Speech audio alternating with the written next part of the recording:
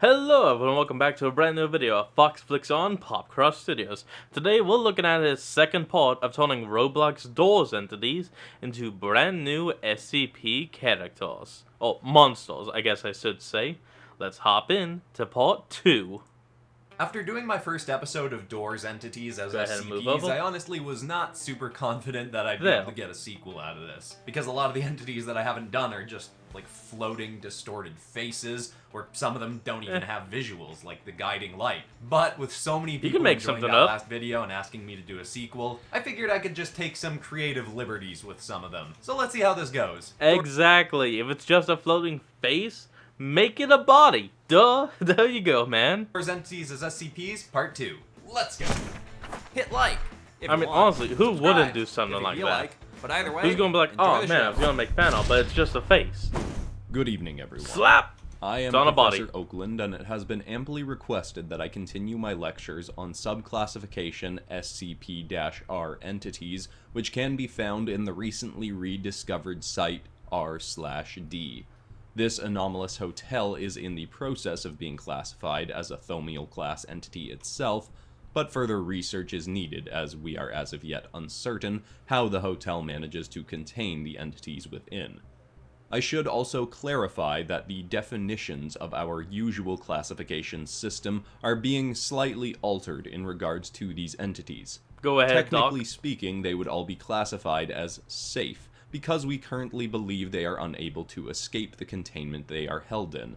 But, to study them, we must send field operatives into Site r/d, where many of the entities roam freely. This has proven so at most they would all be based at least Euclid. Dangerous and even lethal to some involved. Thaumiel. So, in this instance, Safe, Euclid, and Keter will not refer to our ability to contain the frickin' duh, Keter. Oh, I forgot. Thaumiel is like wall destroying. Safe, Euclid, Keter. Damn it, come on, Fox! Entities safely, but to their threat level to those who must interact with them in the site. Now, without further delay, let us discuss item number SCP-R416. Object class, Keter. Special survival procedures. Ooh. R416 can, unfortunately, be found roaming around nearly any part of the hotel, though it has never been spotted in any rooms directly adjacent to the site entrance. Its approach is always telegraphed by a screech that sounds distorted by white noise. Personnel are to immediately hide in a closet, cabinet, or other room upon hearing the sound or risk lethal injury. Yeah. Description. R416 is a phantasmal floating face, similar to some other entities found in Site r/d, but this one uniquely appears with a sideways mouth, inside of which are rows of jagged pale green. Kinda reminds me of Leela's dad from Futurama, because, you know, he had this sideways mouth. Teeth. It has blackened void. Oh, vertical mouth. Sideways is technically what we already have. Vertical is it going up and down. You know what? Let me know down in the comments below what you guys think. Should it be called a vertical or sideways mouth? I could understand sideways because it's the human mouth turned onto its side, but it's also vertical because of how it opens. Let me know down in the comments what you guys think. In place of eyes, and as it moves... Oh, this is called ambush. Okay. ...moves, a streak of green smoke can be seen billowing behind it. The entity also appears distorted in a way that resembles a corrupted video file, much akin to SCP-R410 as discussed in our previous lecture, which has been recorded and will be linked below for any who wish to return to it. Go check it out. Unfortunately, we are only aware of what R416 looks like because of a single field operative who has survived an attack from it. Interaction with this entity has proven lethal to all others who have failed to hide upon its approach. When it has commenced an ambush on our personnel, the entity will instantly approach and bite any human that it sees, and seems able to suck the life from them. Our sole surviving operative to encounter it has lost all mobility in her legs and left arm, though we hope to be able to assist her in recovering fully. While in hiding, our operatives seem to be safe from the entity, but must remain hidden until they are certain that it has moved on to another part of the site, as it has been known to rapidly circle back through a room in search of its prey. Oh, yeah, that's great. Yeah, we're all kind of screwed. Thanks, Ambush. Alright, who's next on the list? Next, we will discuss item number SCP-R422. Object Class, Keter. Special Survival Procedures.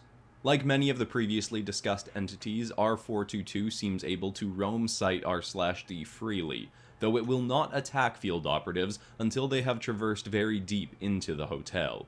If operatives begin to see large eyes coated in black slime appearing along the walls, it means they are approaching the entity and must be prepared to flee from it, as being caught will mean certain death. That's not good. Description. R422 appears as a humanoid either covered in or made up of black amorphous slime.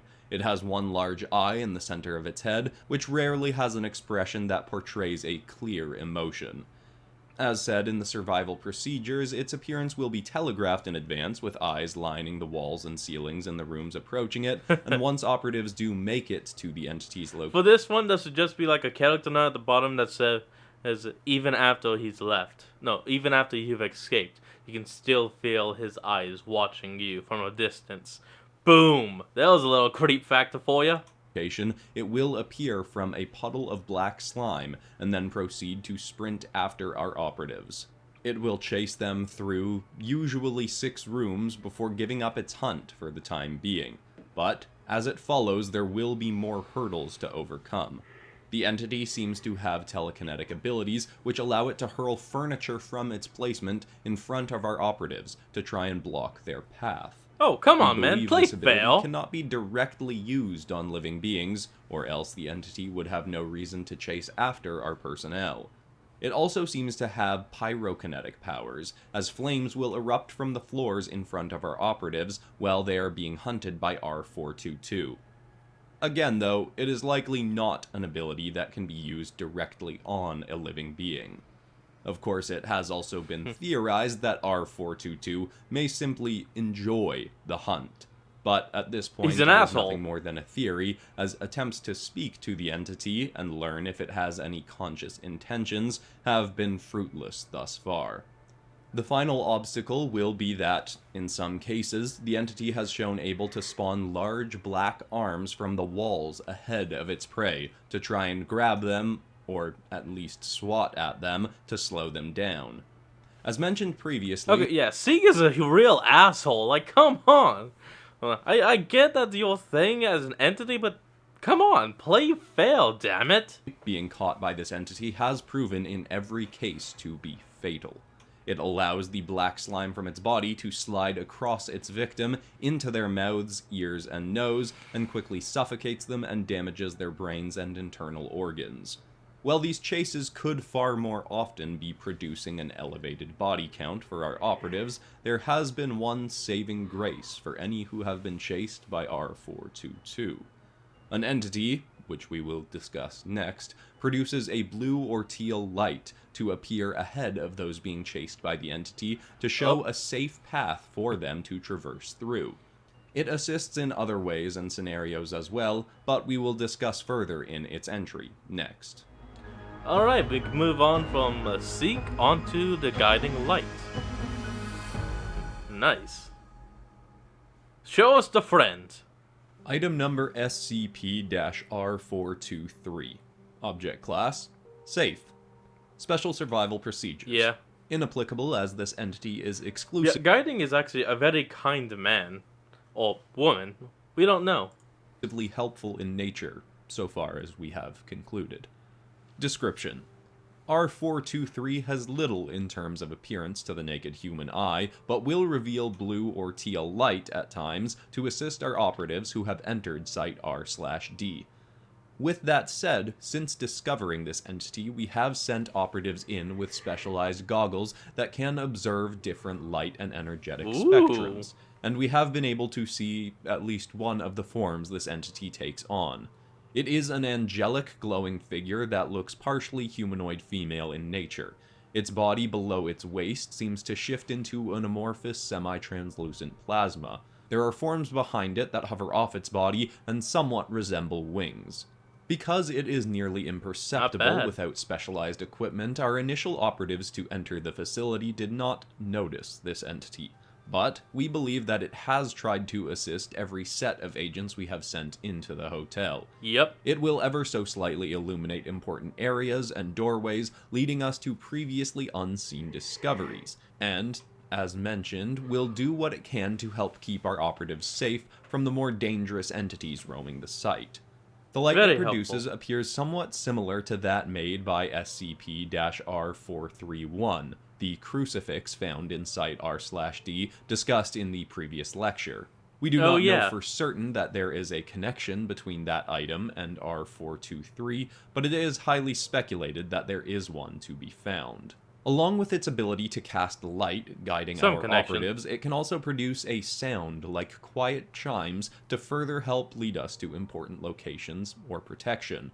One operative also swore to have heard it once utter the phrase, "Hey, listen," prompting him to then hear the whisper of entities. Hey, listen, God bless it. Oh, come on. Don't treat it like Navi. Come on. Please. R401 and take precautions to protect himself, but this operative had been through significant trials in the hotel that day, and his mental well-being, or lack thereof, at the time of this supposed event has not led us to trusting this to be accurate. Seeing as how we have been able to produce goggles with which to see R423, we are also now making attempts to devise a way to further communicate with it. If this is possible, seeing as how it has been very helpful thus far, we believe this entity could provide us with significantly more information about Site R/D, how it came about and why, as well as further illuminate us as to what all the entities inside can do and how they came to be. Hopefully, this entry will be significantly updated soon. You know, I'm now theorizing, what if Guiding Light was like the first of the entities in the hotel, and that's why she would know everything about them all?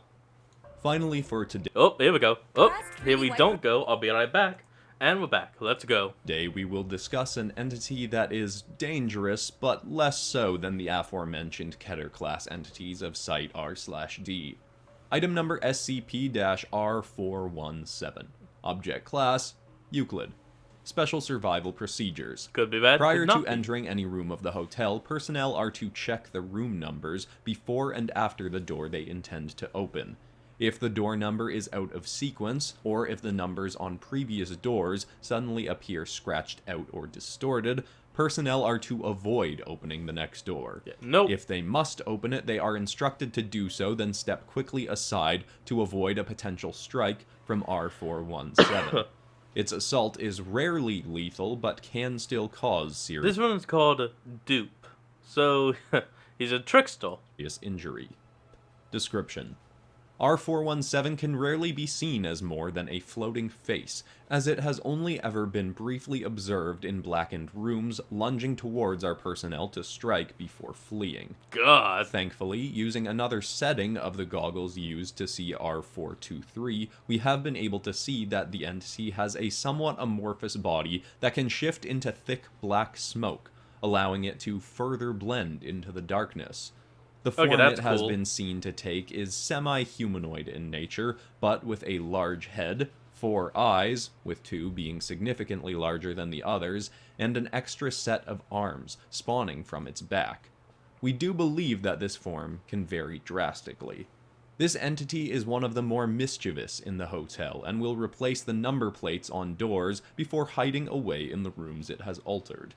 It will then wait for one of those doors to be opened and strike the person who opened said door. Unfortunately, there is little else we can say about this entity, as it disappears quite quickly after striking our operatives. We believe, like many other entities on the site, it can phase... Does he kill them, or does he kind of just, like, knock them down, so...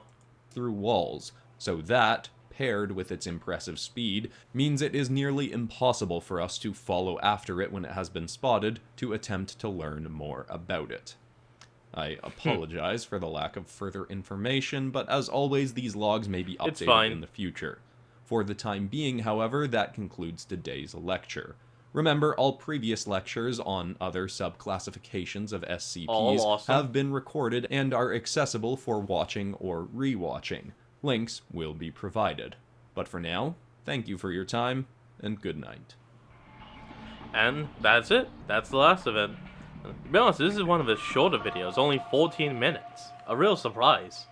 Let's go ahead and we're back. I ended up making Dupe kind of cute, didn't I? A Wasn't little. exactly intentional, but I also don't mind it. And by the way, lots of people in the last video asked me to do a Bendy and the Ink Machine SCPs episode. Ooh. I haven't done that before, but I have done Bendy and the Dark Revival as a fantasy story, which you definitely might enjoy if you've been enjoying this series. I watched that. I've got tons of other SCPs in this series, narrated by this same guy. Pokemon SCPs, Ben 10 SCPs, Lilo and Stitch Experiment SCPs. I'll link the whole playlist. Also, if you want the inks from this episode to color yourself, as well as high-res art a day before an episode comes out, and access to a bonus weekly podcast series, where I talk about how I make my art and write my stories, you might want to consider supporting the Popgrass Studios Patreon. But besides that, that's all for today, except, of course, for ending this video on some kind of positive or inspiring note. And today I'm going to do a quote from Tony Robbins, which is that you experience the part of life that you focus on. At any one point in your life, there's probably good things and bad things happening, but when you more regularly choose to focus on the positive things, you're just going to live a more positive and happy life. He's right. Hope that's inspiring. I love you all, and I'll see you all in the next episode on Friday. Goodbye. Oh, and hold on. If this doesn't play, okay, good. We can leave it like that. Leave it right there. Well, folks, that's going to be the end of today's video. I hope you all enjoyed this. Remember to like, comment, and subscribe for more. Link will be in the description. I'll see all of you folks next time when we flick on. Peace out.